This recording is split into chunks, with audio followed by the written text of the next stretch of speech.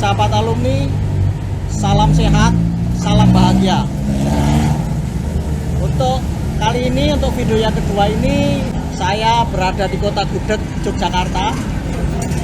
Saat ini sebagai narasumber yang kedua, mantap, luar biasa.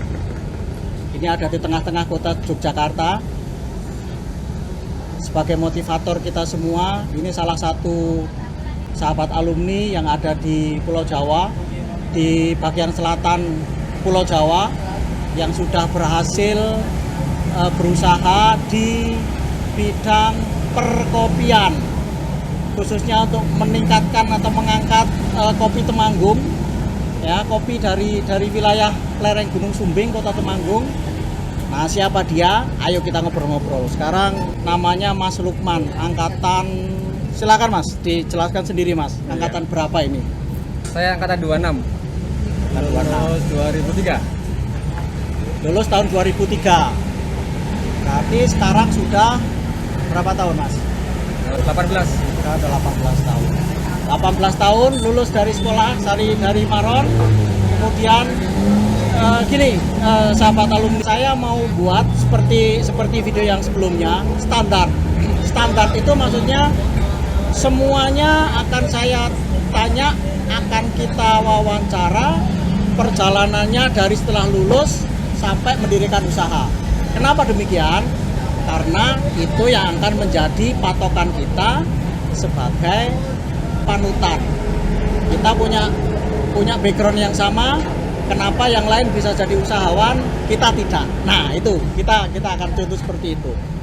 Sekarang Mas Lukman mau cerita ke saya, sejak lulus kemudian sampai tinggal di Jogja ini, nanti sampai mendirikan usaha itu, pengalamannya bagaimana, perjalanannya bagaimana, mulai dari lulus tahun berapa, kemudian bekerja di mana, kemudian sampai nanti akan kita gali kenapa memilih tempat dan dapat tempat ada di sini. Nah, gitu yang penting. Monggo Mas Lukman. Lulus tahun 2003. Bekerja di Pertama di budidaya jamur. Kita bikin bibit dulu. Bibit jamur. Jamur tiram. Tiram, lingsi, kuping. 3 macam. Tiram, lingsi, kuping. Ya. 3 macam.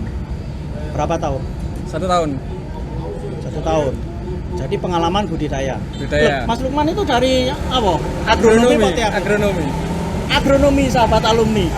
Ini sekarang dari agronomi tapi jadi barista. Kuliner. Nah, jadi barista toh? Ya. Nah, lah nanti biar cerita ini bagaimana kok dari pembibitan, dari tanaman kok akhirnya jadi makanan itu gimana? Jadi minuman gitu. Iya kan? Ya. Jadi berarti bekerja itu dulu pas ya dengan pembibitan. Berarti kan dari sesuai jurusan ya. Agronomi kemudian di pembibitan itu berarti pas. Terus gimana? 1 tahun. Punya pengalaman. Terus karena untuk pertanian Jogja kan sedikit ya untuk peluangnya. Yang banyak kan di perhotelan, pariwisata, kuliner. Terus ya saya coba untuk cari kerja, dapatnya di kuliner terus. Awal mulanya itu. Iya, dari kuliner dapatnya di kuliner terus. Daftar kerjaan tuh. Yang pertanian kan susah, lowongan di Jogja. Terus ya akhirnya masuk ke di fast food. apa? Di kuliner itu Fast food pertama di fast food. Fast food itu apa? Kayak itu yang jualan ayam goreng, kentang goreng gitu. Apa namanya ya? Tempat saji. Tempat saji ya. Terus Di bawah Yayasan Muhammadiyah. oke, terus Ya, kita jalan 3 tahun. Jalan 3 tahun ya karena biasa yayasan ada masalah, tutup akhirnya. oke. Ya, cari kerjaan lagi. Monggo, ngopi riyen. Ini salah satu andalannya kopi Oman. Apa namanya Mas? Frappe. Frappe cappuccino. Frappuccino. Frappuccino. Nah, nanti kita coba. Tapi kita ngobrol dulu. Dari fast food, Fast food ke resto lagi, Ya. makanan lagi. Ya. Terus Resto, hotel, kafe saya putri semua. 13 tempat. 13 tempat. Total 13 Selama tempat. berapa tahun? Ya, 1 tahun. Nggak lebih dari 2 tahun. Setahun berarti lebih dari 3 tahun. Terus baru 2015 ya. 2015 Iya, buka itu kedai. Tapi tetap aku sambil kerja. kok sambil kerja? Ya, masih di resto aku. Jadi waktu buka ini itu Mas Lukman masih kerja? Masih di resto. Masih di resto? Masih. Berapa lama sejak kerja akhirnya keluar full bikin keluar ngurusin ini? 3 tahun setelah jalan. Oh, 3 tahun setelah jalan. 3 tahun setelah jalan. Pertimbangannya apa? Pertimbangannya keluarga. Bukan, maksudnya pertimbangannya maksudnya begitu saya harus keluar itu karena Waktu untuk keluarga nggak bisa saya habis. waktu keluarga nggak bisa. Kerja, ngurusin usaha. Oke. Gitu aja, lembur terus tiap hari kan. Oke. Keluarga terbengkalai. Oke. Iya. Akhirnya karena mau fokus sama keluarga, jadi keluar. Iya. Fokus ngurusin ini. Waktu keluar dari resto itu, yang terakhir itu, ini sudah jalan. Jalan. Oh, sudah jalan ya, Sudah. sudah settle. Udah. Artinya sudah settle. Udah. Dan di tempat ini. Heeh. Sahabat alumni, jadi saya menemukan sesuatu yang unik di dua video ini. Yang pertama dulu di tempat Mas Kolik, awal mulanya Mas Kolik itu mendirikan usaha itu ketika beliau masih bekerja tapi sudah merintis usaha. Ini juga sama ternyata. jadi ada sesuatu yang link ya, ada sesuatu yang unik.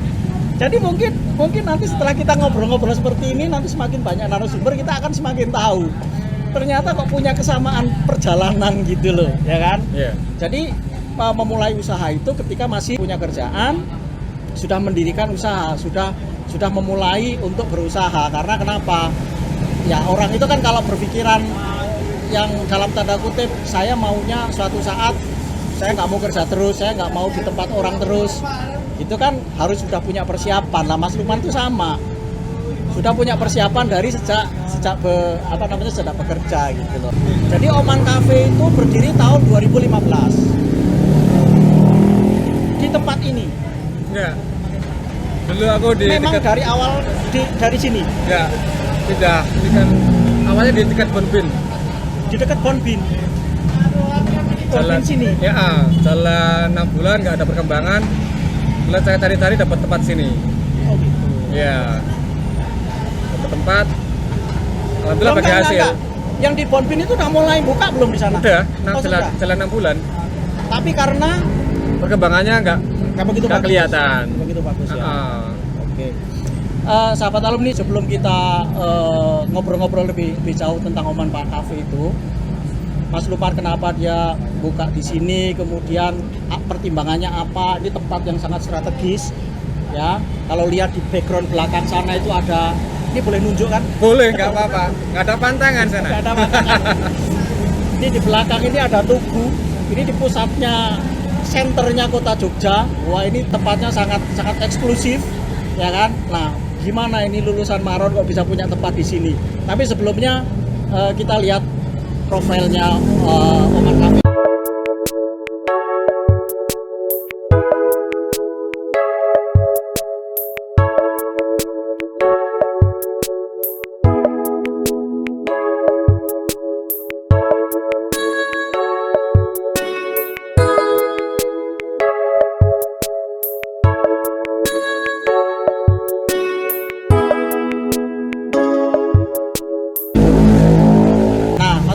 Tadi kita udah ngeliat short video tentang kegiatan dan lain sebagainya di sini. Ya, sekarang saya mau Mas Lukman cerita awal mulanya kenapa Mas Lukman kok menggelutin kafe kopi. Kenapa tertarik jadi barista? Temanggungan banyak kopi ya, dan di sana murah, masih murah. Temanggung banyak kopi, Harganya masih murah. Dan kita bisa dapat langsung dari petani yang petik merah. Oke. Kualitas kita bisa jaga di sana. Stok aman lah 1 tahun. Oke. Nah, dan kopi kan barang yang nggak mudah rusak. Jadi pertimbangannya kuliner tentang minuman kan bahan bakunya kan nggak cepat rusak. Bahan baku nggak cepat rusak, suplai terjaga. Berjaga. Dan di Jogja kan pasarnya mahasiswa. Pasar mahasiswa. Pasarnya mahasiswa kan. Nah, mereka doyannya nongkrong. Nih, sahabat alumni, saya dari ngobrol sekilas setidaknya sudah dapat beberapa poin. Poin pertama, Mas Lukman itu adalah dari suplai. Mas Lukman itu bisa melihat bahwa kopi Temanggung itu salah satu kopi kualitas kopi yang paling bagus. Bahkan mungkin di dunia, di Indonesia jelas kita salah satu penghasil kopi terbaik di Indonesia, ya kan? Mas Lukman ini melihat peluang dari situ. Temanggung adalah kota kopi. Kemudian banyak sekali kopi di sana. Mas Lukman cerita masih murah. Itu sudah bisa melihat peluang. Yang kedua adalah ketersediaan suplai. Jadi ketika nanti Mas Lukman itu buat kopi seperti sekarang itu, suplainya nggak akan khawatir. Kalau misalnya suatu saat booming dan lain sebagainya, Temanggung adalah gudang kopi. Suplainya aman. Kemudian pasarnya melihatnya mahasiswa milenial sekarang itu banyak senengannya nongkrong, ngabisin waktu di kafe, ngobrol-ngobrol, ngalor ngidul nggak karu-karuan. Di tempat seperti ini tuh tempatnya prestisius gitu ya. Jadi itu Mas Lukman itu berpikir bahwa memanfaatkan sesuatu yang melimpah, suplai aman, dan membidik pasarnya yang tepat. Nah itu modal orang untuk usaha itu salah satunya gitu. Saya menekankan memang untuk sahabat alumni itu adalah saya selalu bagaimana ya dapat supaya orang ini bisa membaca peluang-peluang usaha itu loh. Dari sekitar kita saja gitu loh, yang simpel-simpel. Ini Mas Lukman ini salah satu contoh. Gitu. Terus dulu. Gimana Mas? Yuk, minum dulu. Jadi gitu. Bagaimana ceritanya bisa dapat tempat seprestisius ini? Gitu. 5 tahun yang lalu sini belum dikenal Mas. Tunggu belum seperti ini. Sini masih sepi. Tempat ini dipakai sampai 4 kali nggak jadi buat usaha. Orang lain. Oke. Nah, saya melihat peluang. Mereka jualannya siang.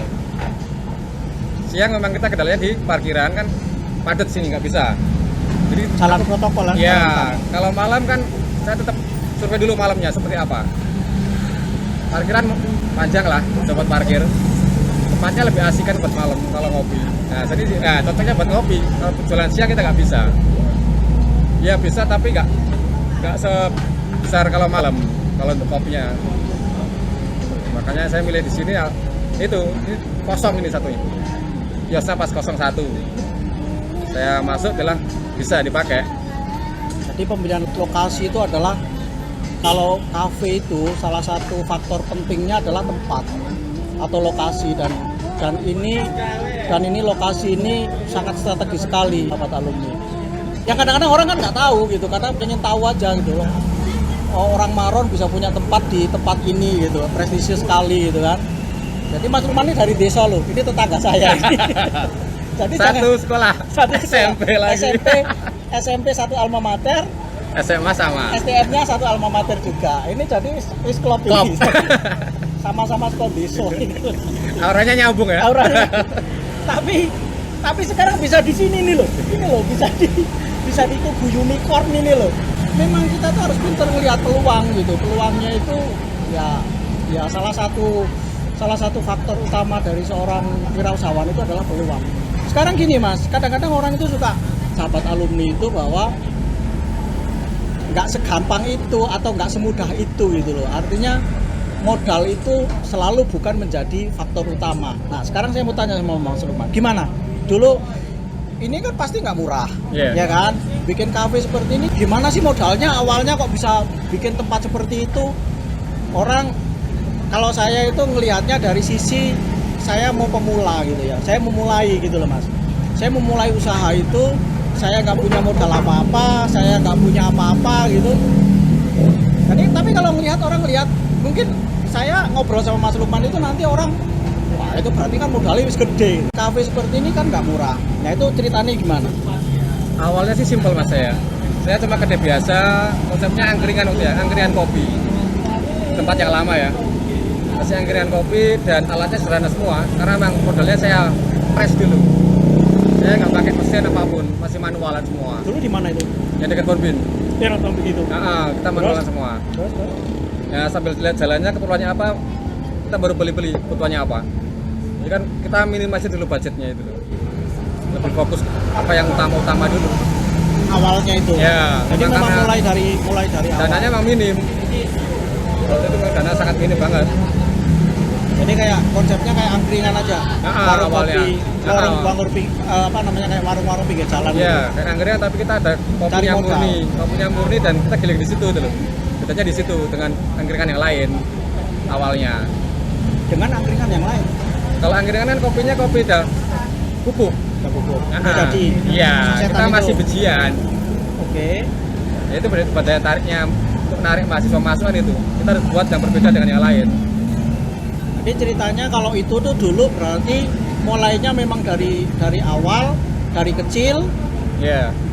ngelumpuk ke modal, kasarannya begitu. Nah, Dari lumpuk-lumpuk modal kecil-kecil itu disimpan untuk invest yang lebih gede. iya. Kenapa saya 3 tahun tetap kerja? Yaitu saya ngambil uang sepeser pun dari hasil usahanya. Jadi saya tumpuk dulu, tambahkan apa lagi, alat apa lagi gitu. Tuh. Sampai 3 tahun. Tuh sahabat alumni, ya kan? Jadi ceritanya tuh hampir sama sahabat alumni.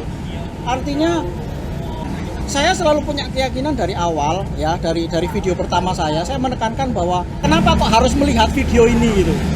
Karena kita itu dari startnya itu sama gitu. Saya selalu menekankan bahwa start itu sama. Bahwa kita dari background keluarga yang sama. Saya dari desa, Mas Lukman itu dari desa. Anak tani semua. Anak tani semua kan. Seperti Mas Oman kan sama, Oman Cafe ini. Itu awalnya dari kerja, selama masih kerja 3 tahun sudah mulai usaha, pelan-pelan nabung buat nyicil beli alat ya. Yeah. Buat nyicil beli peralatan, buat beli apa, karena memang sudah ada niat mau bikin kafe ini. Tapi saya mau kasih tahu gini sahabat alumni, ini berarti sudah 6 tahun sekarang. Iya, 6 tahun itu boleh dibilang udah settle. Perjalanannya sudah bagus, karena kenapa? Orang usaha itu, apalagi ini di tempat seperti ini, jalannya sudah di atas 5 tahun, itu berarti sudah bagus gitu ya. Rata-rata pelanggannya apa mas? Mahasiswa ya? Memang untuk nongkrong? Udah. Kalau hari biasa mahasiswa, kalau weekend ada pariwisata. Pariwisata itu gimana maksudnya? Wisatawan. Sabtu Minggu wisatawan biasanya. Kalau hari biasa gini mahasiswa yang banyak. Oh gitu?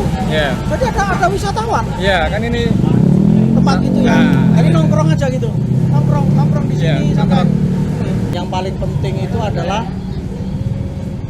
membidik pasar itu loh. Membidik pasar itu orang yang punya kemampuan seperti itu tuh nggak banyak, gitu ya. Nggak semua orang punya kemampuan untuk bisa melihat celah, melihat peluang. Ini Mas Lukman ini dari Temanggung ternyata, dan jangan salah, ini di sini kopinya semuanya kopinya Temanggung. Dari Temanggung loh, 100% ya. Sekarang udah ada Brasilia, kita ngambil Brasilia. Oh, Brasilia itu dari mana? Brasil, Santos. Oh iya? Impor. Oh impor ya. Tapi gimana rasanya kalau sama yang kita punya? Kalau yang Indonesia? Ya ada bedanya. Tetap ada bedanya. Ya buat daya tarik aja. Kan ya buat mereka penasaran. Kalau di sini kan jarang yang jual dari luar. Masih jarang.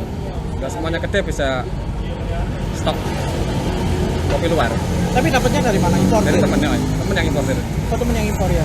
Kita bantu pemasaran. Bantu pemasaran ya? Sahabat alumni, saya mau kasih tahu gini. Indonesia itu adalah nomor 4 penghasil kopi terbesar dunia.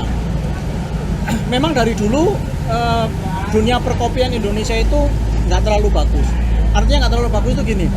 Kita itu lahannya luas, kita itu kopinya bagus, kita jumlah penduduknya bagus, tapi kita tuh masih kalah dengan Vietnam. Vietnam tuh kalau nggak salah malah nomor 1 di dunia, itu nomor 1 Vietnam, kemudian Brasil tuh kalau nggak salah di atas kita. Nomor 3 kan, nomor 2-nya saya lupa itu mana. Dan kita tuh masih nomor 4, kita tuh produksi masih di bawah 1 juta ton kalau nggak salah. Nah tapi sekarang dengan peranannya seperti Mas Lukman ini, kopi Indonesia itu mulai dikenal di mana-mana gitu ya. Terutama kalau Mas Lukman itu kan dari Temanggung, kopinya yang ditawarkan, ini kota pariwisata loh, Yogyakarta itu turis dari mana-mana datang ke sini kan. Ada semua. Dari Malaysia, dari Singapura, dari Cina, dari Hong Kong. Sahabat alumni, nanti kalau sahabat alumni kepingin menjadi seorang wirausahawan itu, prosesnya itu sama seperti itu. Gitu. Jadi ya, tonton aja nanti video-video selanjutnya ya.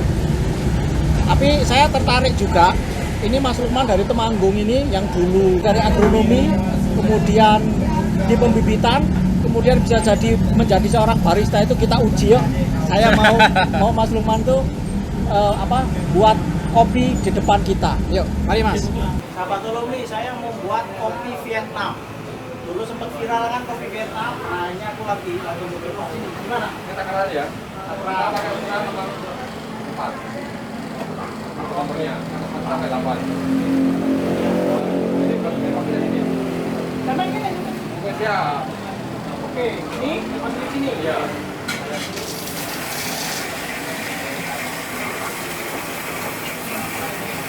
Ini takarannya berapa? 15 gram. 15 gram. Ini 15 gram. Full 15 gram, otomatis 12 gram. Oh, iya. Ada garisnya. Ini ada takaran. Jadi ini full 15 gram, ke 12 gram. Jadi semuanya sudah tertimbang, tidak sembarangan. Oke.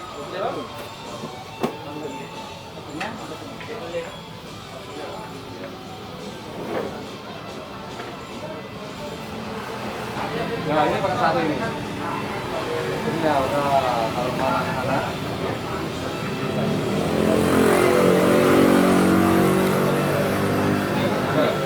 Masukin ke Iya. ciri khasnya kopi Vietnam itu ada susu.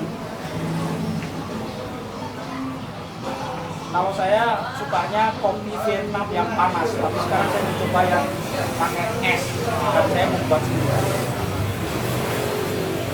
Bagaimana nanti buatan saya ini ngalahkan baristanya apa tidak? Ayo kita lihat.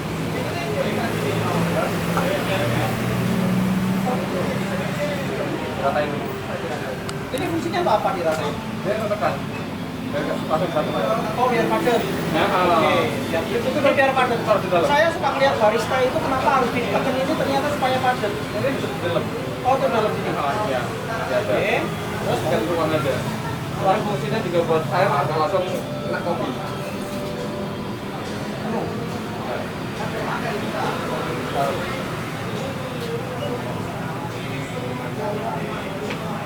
Buat cari kopinya dulu.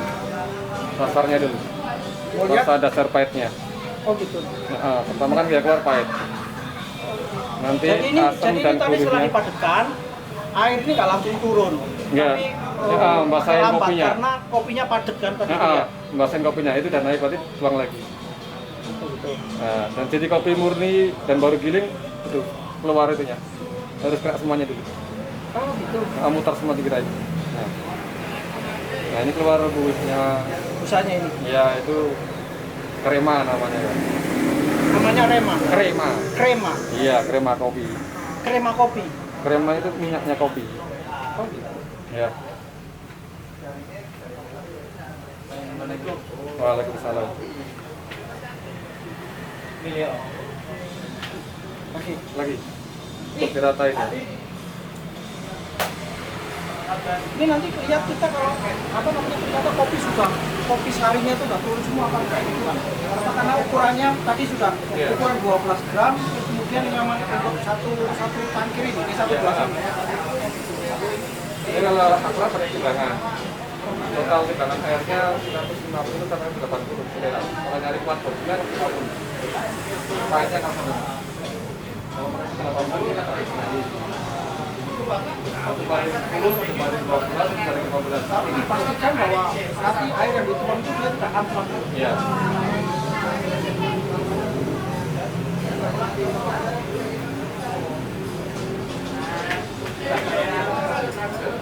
Itu kan 100 saja. Kopi Vietnam bikinanku. Nah, ini sama-sama orang Telogomulyo sekarang. Kita beda Temanggung ke Mulyo. Aku tempatnya Temanggung loh. Nggak teman. Iya. Perbatasan.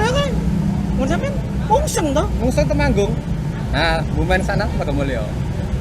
Mungseng udah masuk anu. Takut sorry. Kurang ajar. Saya tadi belajar jadi barista. Saya akan coba sekarang. Pahit. Ini belum kuda semua susunya. Susunya masih ada yang di bawah. Belum campur semua. Tapi memang aku suka yang pahit sih. Oh iya. Rasanya memang Vietnam beneran. Kayaknya aku mulai berpikir untuk buka kopi nih. Ternyata aku udah bisa kok.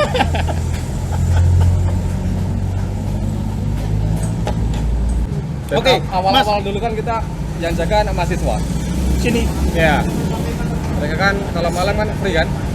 Nah, kenapa aku ngobrol mahasiswa? Karena mereka punya masa juga, teman-temannya masih diundang.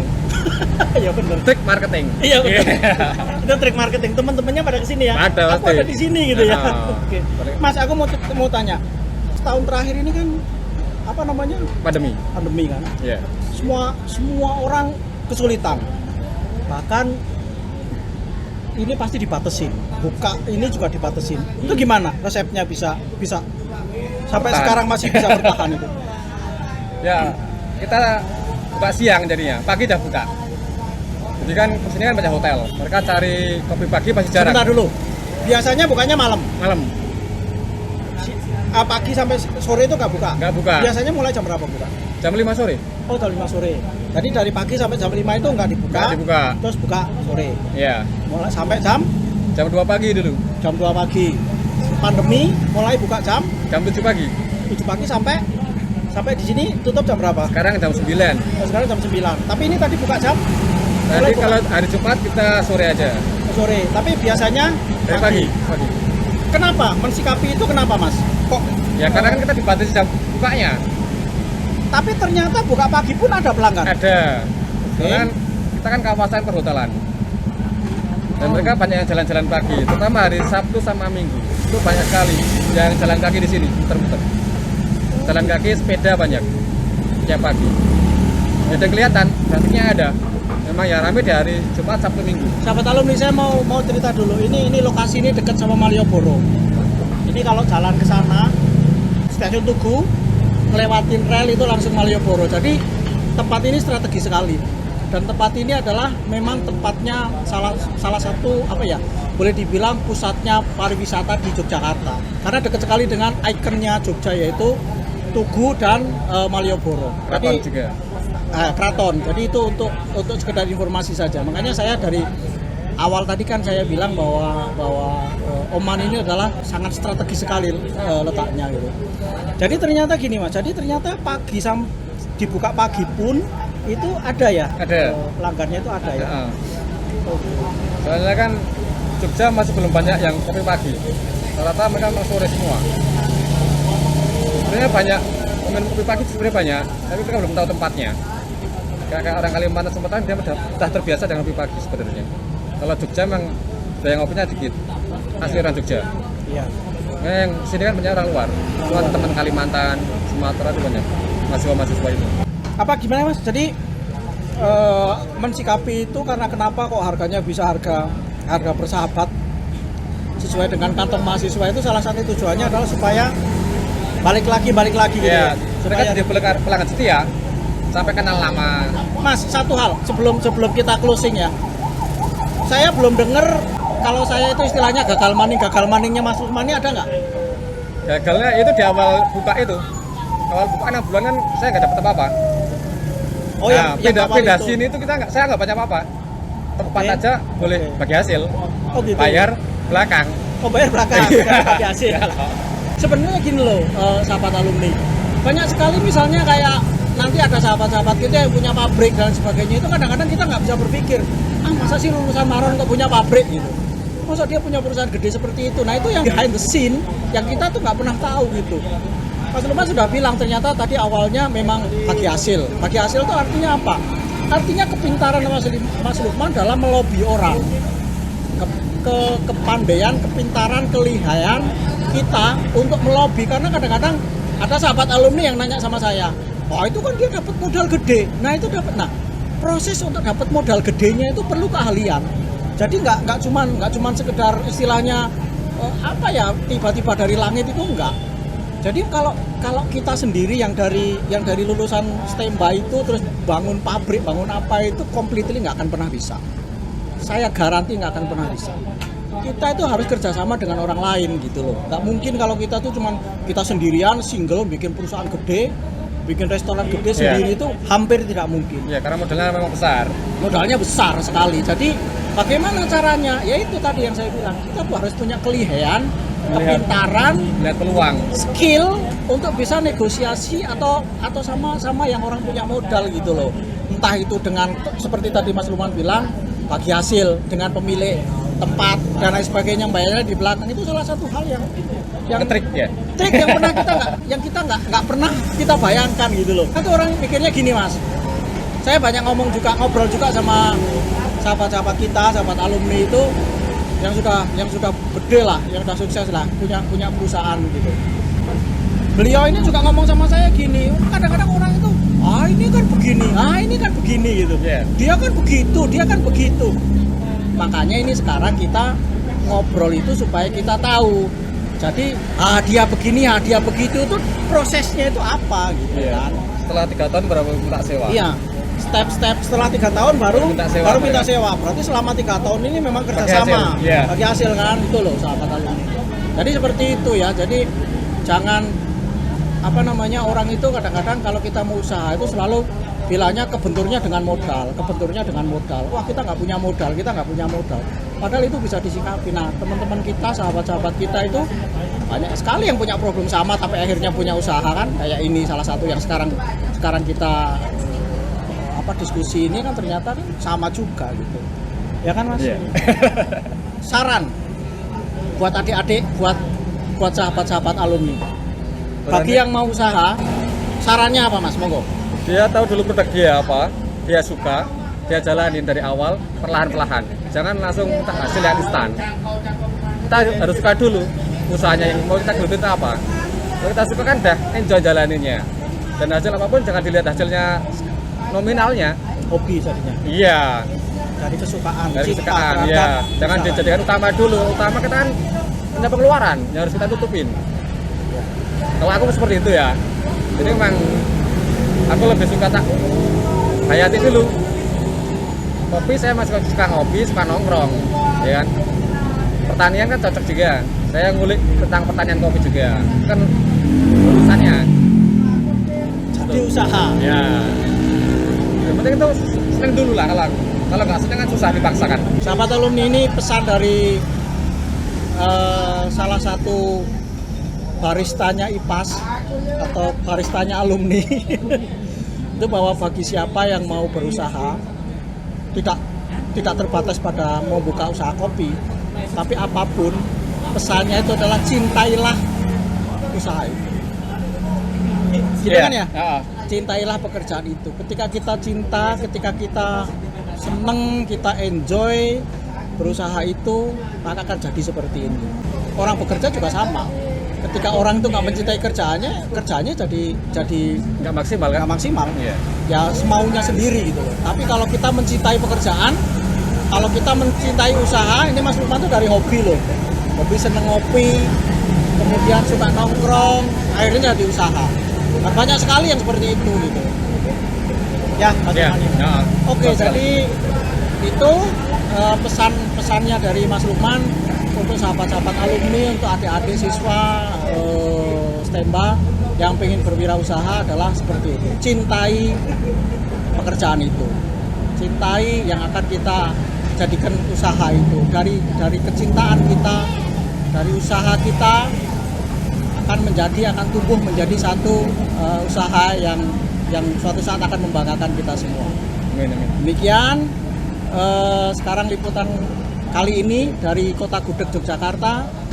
Kita mengucapkan terima kasih, tetap semangat, tetap sehat dan berbahagia. Sampai ketemu di video selanjutnya. Thank you Mas. Oke.